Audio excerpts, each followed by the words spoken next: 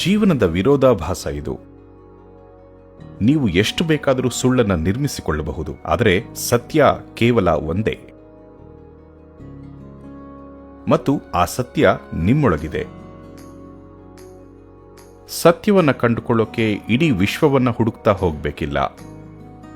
ನಿಮ್ಮ ಅಸ್ತಿತ್ವದ ಸತ್ಯ, ಇಡೀ ಅಸ್ತಿತ್ವದ ಸತ್ಯ ಮತ್ತು ಅದರ ಮೂಲ ನಿಮ್ಮೊಳಗಿದೆ.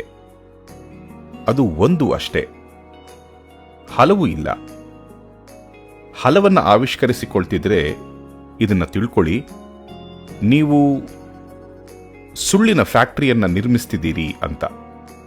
ಸುಳ್ಳಿನ ಫ್ಯಾಕ್ಟರಿಯಲ್ಲಿ ಹೂಡಿಕೊಳ್ಳಬೇಡಿ, ಸತ್ಯವನ್ನು ಅರಸಿ. ಅನುಭವಾತ್ಮಕವಾಗಿ ತಿಳಿಯೋದರಲ್ಲಿ ಹೂಡಿಕೊಂಡ್ರೆ ನೀವು ಧನ್ಯರು. ಜಗತ್ತು ನಿಮಗೇನನ್ನೇ ಮಾಡೋಕೆ ನೋಡ್ಲಿ, ಏನೇ ಆದರೂ ಸರಿ, ನೀವು ನಿಜಕ್ಕೂ ಧನ್ಯರು ಮತ್ತು ನೀವು ಖಂಡಿತ ಆನಂದದಲ್ಲಿ ಬದುಕಿ ಆನಂದದಲ್ಲಿ ಸಾಯ್ತೀರಿ.